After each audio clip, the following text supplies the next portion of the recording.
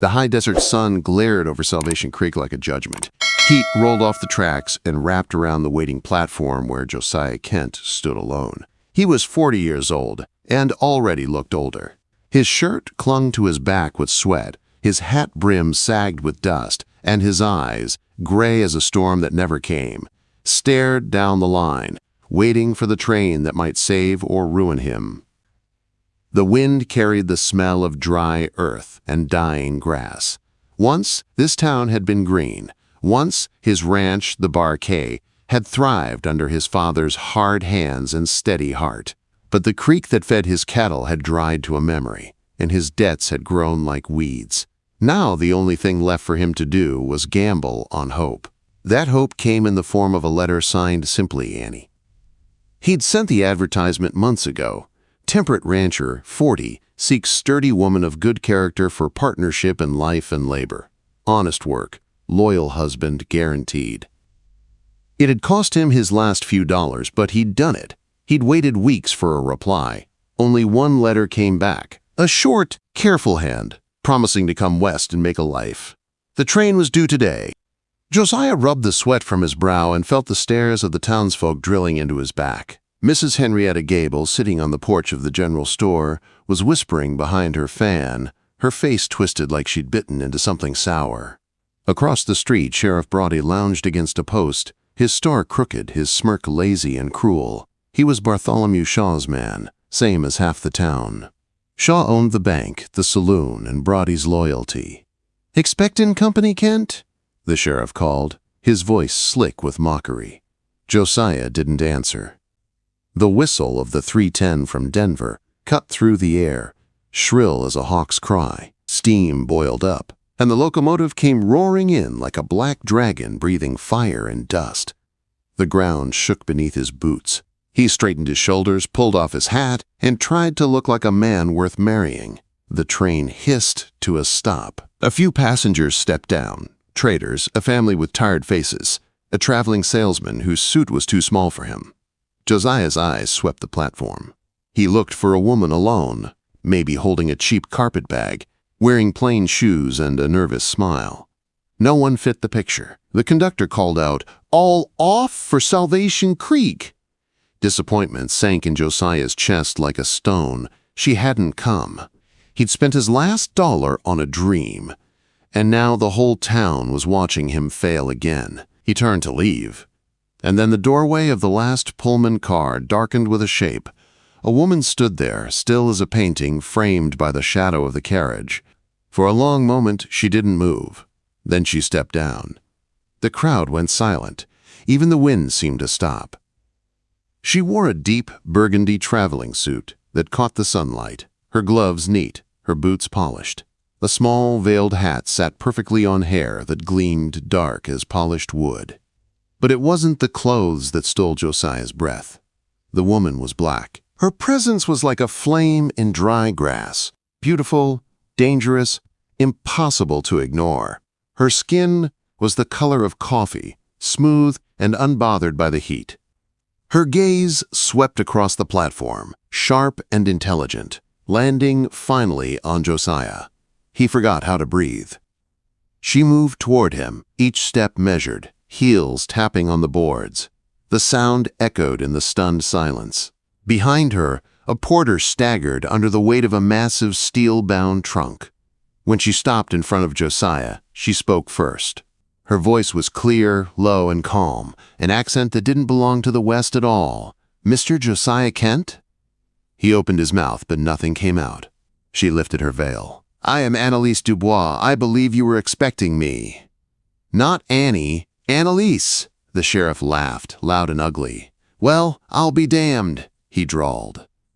"Looks like Kent ordered from the wrong catalog." Laughter rippled from the porch where Mrs. Gable sat. Josiah's jaw tightened. He turned to Brodie, his voice rough but steady. "Sheriff, you'll shut your mouth. This lady is my guest." Quote. He turned back, his face burning. "Ma'am." He tipped his hat and reached for her satchel. "Welcome to Salvation Creek." Anelise studied him a heartbeat longer, then gave a single approving nod. "Thank you, Mr. Kent. Shall we?" Every eye on the street followed as Josiah led her to his wagon. The sound of their footsteps was the only noise in the heavy heat. He helped load her trunk. It took both men to lift it, and they climbed onto the wagon seat. As the mules started the long road out of town, Josiah could still feel the eyes of everyone behind him. He'd wanted a wife. What he got was something else entirely. The road wound through dry canyons, the sky a hard blue. Neither of them spoke for miles. Josiah kept his eyes on the horizon. The woman beside him sat perfectly straight, her gloved hands folded neatly in her lap. She looked at the land like she was studying it, not admiring it. Finally, she spoke. "That ridge," she said, pointing toward the north. "Who owns it?" Quote. "Bartholomew Shaw," Josiah answered, "owns most of what you can see, and what you can't." Quote. "And the man at the station?" "Sheriff Brody, Shaw's man." She nodded once, then looked toward the dry creek bed that ran beside the road. "It's dry," she said. "Was that natural?" Josiah hesitated. "It used to run strong, dried up 2 years ago. Right after Shaw bought the land upstream." "Convenient," she murmured. He stole a glance at her. Her veil was tucked away now, and sunlight touched her cheekbones like bronze. He wanted to ask 100 questions, but didn't know where to start. "Miss Dubois." "You may call me Anelise," she said. "Anelise," he tried, his tongue thick with dust. "I think there's been a mistake." "The agency. They must have sent the wrong letter." "Did you specify a preference?" she asked, her tone cool but not unkind. Josiah flushed crimson. "No, ma'am. This town, it ain't kind to outsiders. Sheriff Brody and Shaw." "I am not concerned with easy, Mr. Kent," she said firmly. "I am concerned with the terms of our agreement. You offered partnership. I accepted." He gripped the reins tighter. "Partnership? I meant marriage. I ain't got much to offer but debt and dry land. This isn't a life for a lady like you." "You misunderstand," she said, her eyes never leaving the horizon. "I am not here for comfort. I am here for the ranch." "The ranch?" She turned to him then, and the look in her eyes made his skin prickle. "Your land is the only property Mr. Shaw doesn't yet control. That makes it valuable to both of us." Josiah stared at her. The wind hissed through the dry brush. "Why to you?" he asked quietly. "Because," she said, her voice soft and sharp all at once, "Mr. Shaw took something from me long before he took your water." She looked ahead again. "Now, if you'll help me with my trunk when we arrive, Mr. Kent, we can begin." The mules plodded on toward the dying ranch. Behind them, the smoke of Salvation Creek shimmered in the distance. Josiah didn't know who this woman really was or why she'd come, but he knew one thing for certain. Whatever she was here for, it wasn't just to be his bride. The Bar K Ranch sat in a bowl of dust and silence. What had once been proud fences and wide green fields was now a stretch of brittle weeds and empty corrals. The barn leaned like a drunk, and the house, his father's house, hadn't seen a coat of paint in 10 years. Josiah Kent looked at it through new eyes, ashamed. He had wanted to impress her, but seeing the ranch through Anelise's calm, measuring gaze made him feel smaller than ever. When the wagon stopped, she climbed down without taking his hand. She walked to the porch, her steps light and precise, her eyes scanning everything as if she were drawing a map in her mind. "Solid foundation," she said quietly. "Stone walls. That's good." "Good?" he asked, confused. "For what?" She didn't answer right away. Instead, she ran a gloved finger along the porch rail, leaving a streak in the dust. "Defensible," she murmured. Josiah frowned. "Defensible against what, ma'am?" "Against Mr. Shaw," she replied, looking up at him with those sharp eyes. "You said he owns the creek. That means he owns your water, your cattle, and your future. I've met men like him before. They don't stop until someone stops them." He didn't know what to say. Her words carried the weight of someone who'd seen more than talk. "Ma'am, I think you might misunderstand. This ain't a war. It's just bad luck and bad land." Anelise's lips twitched, not quite a smile. "Bad men make bad luck, Mr. Kent. You'll see." He led her inside. The air was dry and smelled of old wood and regret. The house had 2 bedrooms, a lean-to kitchen, and a small office cluttered with unpaid bills and yellow deeds. He watched her take it all in without flinching. "You can have the main room," he said. "It was my parents'. I'll take the cot in the office." "Separate rooms, then," she said. "That suits me fine. Appearances must remain proper, but practicality comes first." He blinked. "Appearances?" "Our partnership, Mr. Kent," she said. "We will post the banns tomorrow. The town must believe we're to be married. Otherwise, Shaw's men will act before we're ready." "Ready for what?" "For justice." That night, Josiah lay awake in the small room that smelled of dust and ink. He could hear her moving in the next room, the soft click of latches, the creak of floorboards, the faint metallic sound of something heavy being placed down. He wondered what was in that steel-bound trunk. He wondered who she really was. When the gray light of dawn crept through the cracks, he pushed open his door and stopped short. Anelise was already awake. She stood at the stove, her traveling suit replaced with a plain dark skirt and a white blouse. Her hair was pulled back neatly. She was brewing coffee. "I've found your beans," she said without turning. "You have 3 days. Feed for the mules and 1 week's flour left. After that, you're out of luck."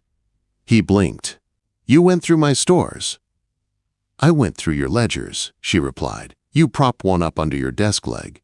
Mr. Shaw has been charging you 10% compound interest, weekly. That is theft, not business." Josiah rubbed his neck. "It's his bank. What he says goes." "That's a lie men tell when they've given up," she said flatly. She turned and handed him a steaming mug. "Drink. We have a long day ahead." Quote. He stared at her. "Doing what?" "Walking your land. I need to see where your property lines meet Shaw's. Knowledge is the first weapon." He didn't argue. Somehow, arguing with her felt like arguing with a thunderstorm. They set out on foot after sunrise. She moved through the dry brush like she'd been born there, noting every ridge, every fence post, every dried stream. Josiah followed in silence, his confusion growing with every step.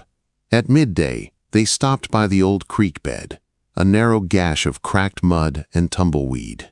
"This used to run year-round," Josiah said quietly. "Then 2 years back it dried up." She crouched down and dug her fingers into the dirt. "There's residue of lime and silt," she said almost to herself. "Not natural. Someone dammed it upstream." He stared. "You can tell that from dirt?" She looked up, her eyes glinting. "I can tell a great many things from dirt, Mr. Kent. And from men." Before he could ask what she meant, a sound cracked through the air, a single rifle shot, echoing off the canyon walls.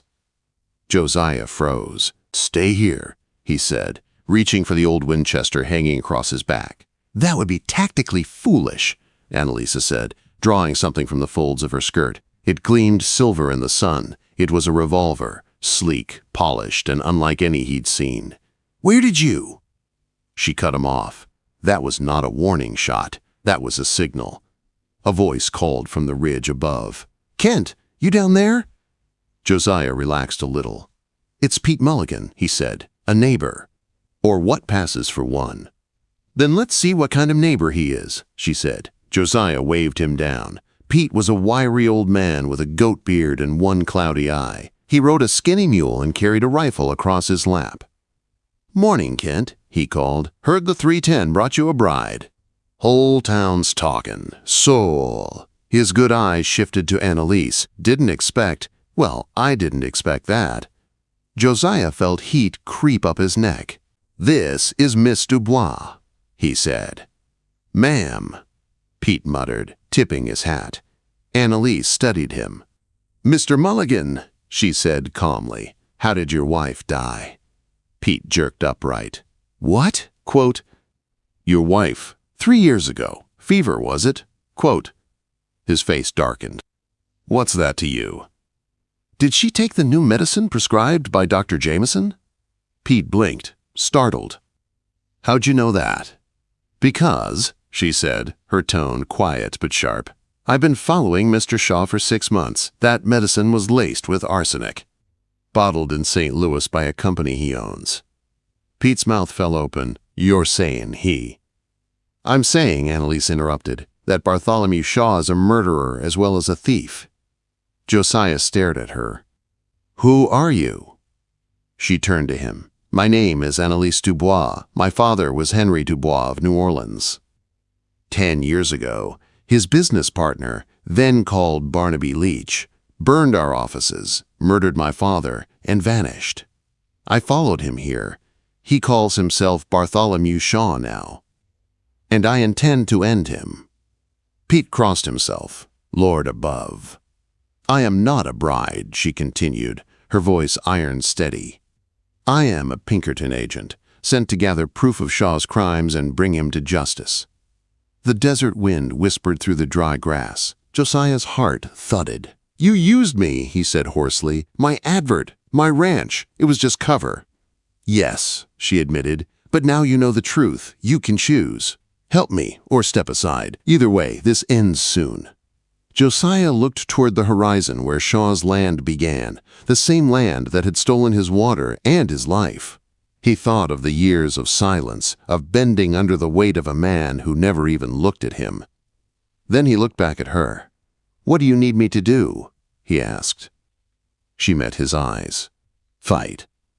That night, the first stars flickered over the valley as the three of them, Josiah, Anelise, and old Pete, sat around a table lit by a single oil lamp. The steel trunk was open now. It was not full of dresses. Inside were files, ledgers, and 2 more revolvers. Anelise spread papers across the table. "Shaw's money moves through his bank. He's been charging illegal interest, stealing land, and poisoning anyone who gets in his way. I have proof. But to make it stick, we need witnesses. The town fears him. We must show them they're not alone." Quote. Pete spat into a tin cup. "That'll take more than talk." "Then we'll give them something they can't ignore," Anelise said. Outside, a coyote howled across the barren fields. Josiah looked at the woman who'd stepped off that train and turned his world inside out. He'd wanted a wife. What he'd gotten was a storm. And as the lamp flickered in the stillness, he had no idea that by sunrise, the fire they were about to start. And as the lamp flickered in the stillness, he had no idea that by sunrise, the fire they were about to start would light the whole town. The next morning, Salvation Creek woke to the sound of smoke and fear. The Bar K ranch was burning. The flames clawed at the sky, bright against the pale dawn. Josiah whipped the mules hard, the wagon rattling as he and Anelise raced toward the rising fire.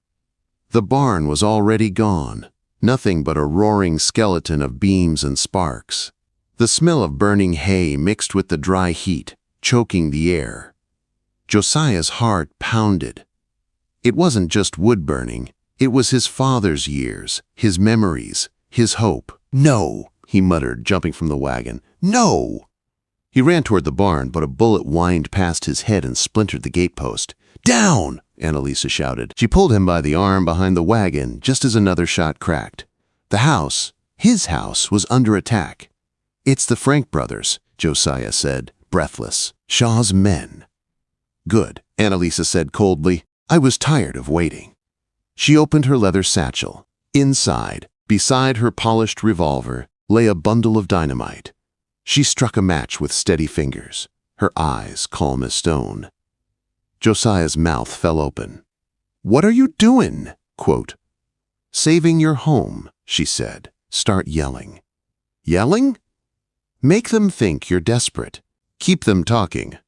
He gulped, peeked over the wagon edge, and shouted toward the porch, "You cowards, come face me like men!"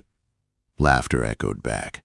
"We don't need to," one of the brothers called. "Shaw says we just light it all and let the desert clean up what's left." Quote. While Josiah shouted, Anelise slipped low and silent into the gully behind the house. She moved like smoke, clutching the dynamite. Seconds later, the world shook. A deep boom rolled through the ground, and the porch of the house jumped into the air. Splinters rained down. Josiah ducked as dust and debris filled the air. From the wreckage, one of the Frank brothers stumbled out, coughing, blood on his face. The other didn't come out at all. Then, through the settling smoke, Anelise Dubois stepped out of the doorway. Her blouse was torn, her face streaked with soot, but she looked unbreakable.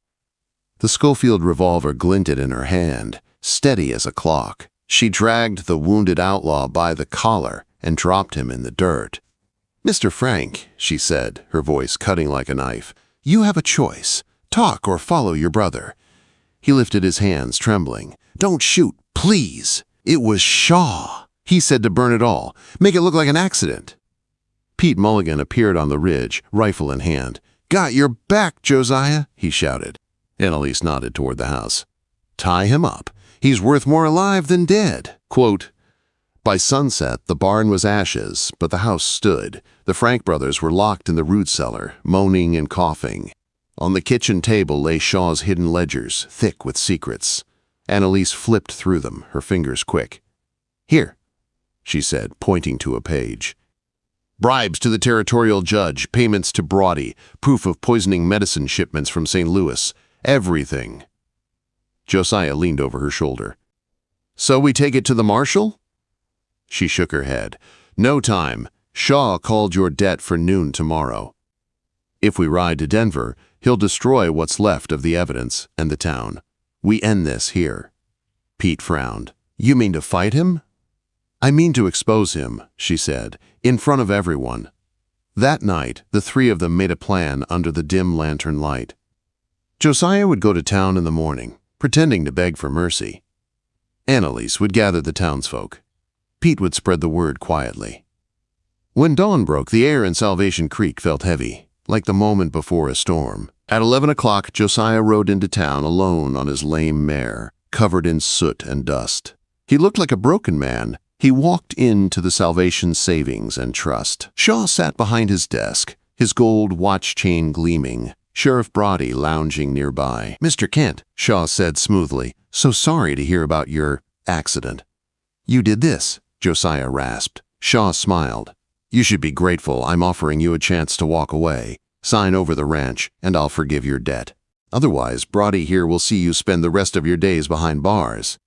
"Please," Josiah said, voice low, "just give me time." Shaw's smile widened. "Time is a luxury you can't afford, Mr. Kent. Come back at noon and sign." Josiah nodded and shuffled out, head down. Across the street, the church bell began to ring. Brody frowned. "It ain't Sunday." Shaw went to the window and froze. The church was full, half the town packed inside. At the front, behind the pulpit, stood Anelise Dubois. "What in blazes?" Shaw growled. He stormed out, Brody at his heels. They burst through the church doors, their boots echoing on the wood. "This is trespassing!" Shaw shouted. "I own this town." Anelise's voice cut through his rage, calm and commanding. "No, Mr. Shaw, you stole this town. And now, everyone will hear how." She opened a ledger. "Mr. Coleman, your son lost his land in a poker game with Sheriff Brody, yes? A game where the deck was marked. This ledger shows the payment Shaw gave Brody the next morning. $500 for services rendered." Brody went pale, the townsfolk murmured. "Mrs. Gable," Anelise said, "you pay rent to Mr. Shaw. He raised it threefold, claiming higher taxes. But this ledger shows he hasn't paid a cent of tax in 3 years." The murmurs turned into angry whispers. "You lie!" Shaw shouted. "You're nothing but a con woman." Anelise met his eyes. "My name is Anelise Dubois. I am a Pinkerton agent, and this ledger holds proof that you, once known as Barnaby Leach, murdered my father in New Orleans and stole his fortune." The church fell silent. Shaw's face drained of color. "Brody!" he screamed. "Shoot her!" The sheriff froze. The crowd turned toward him, faces hard. Pete Mulligan stood in the choir loft, his rifle trained on Brody's chest. Brody swallowed. I can't, boss." At that moment, a voice came from the vestry. "That's because this town is under new jurisdiction." A tall man stepped out, coat dusted, a star pinned to his chest. "U.S. Marshal Gregory Pike," he said, holding up a warrant. Bartholomew Shaw, alias Barnaby Leach, you're under arrest for murder and fraud. Sheriff Brody, for aiding a fugitive." The color drained completely from Shaw's face. You set me up," he screamed at Anelise. "No," she said, her voice cold and even. "You set yourself up years ago." Shaw lunged. Josiah stepped forward and met him with the butt of his Winchester. The thud of wood on bone echoed through the church.